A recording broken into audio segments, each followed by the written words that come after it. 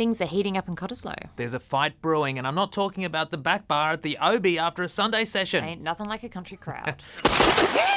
But no, I'm talking about the fight for pre-selection in the blue ribbon seat of Cottesloe, currently held by the man, the myth, the legend, Dr. David Honey. Fight like a Chichuana.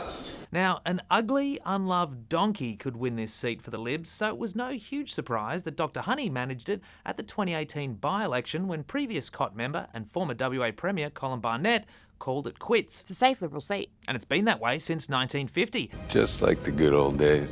Even in the Labor bloodbath of 2021, which saw Honey as the only Lib in Perth to retain a lower house seat. He became WA Liberal leader by default. Woohoo! The two sweetest words in the English language.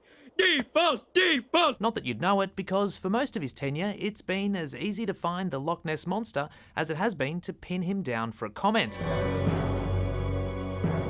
God, it's him! So he did everyone a favour by falling on his sword in January and gifting the gig to Libby Metam. He's facing a pre-selection battle on 3 fronts.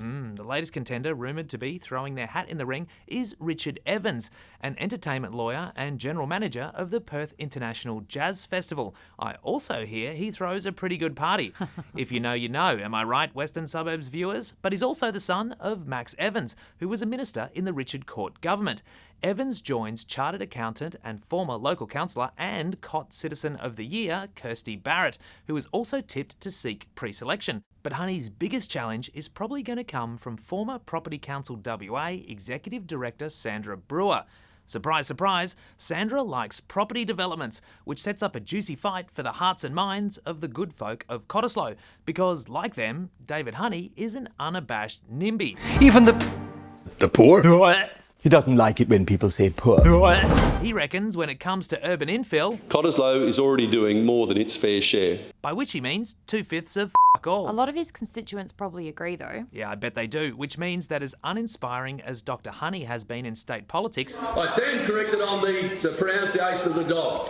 She would flight like a Chihuahua. he's exactly the kind of stale, pale male that voters in that electorate can relate to, Well, for once, the rich white man is in control. even if he can't even spell the name of his own seat or the word government. Jeez, that's embarrassing. Don't blame me. I'm Ben O'Shea.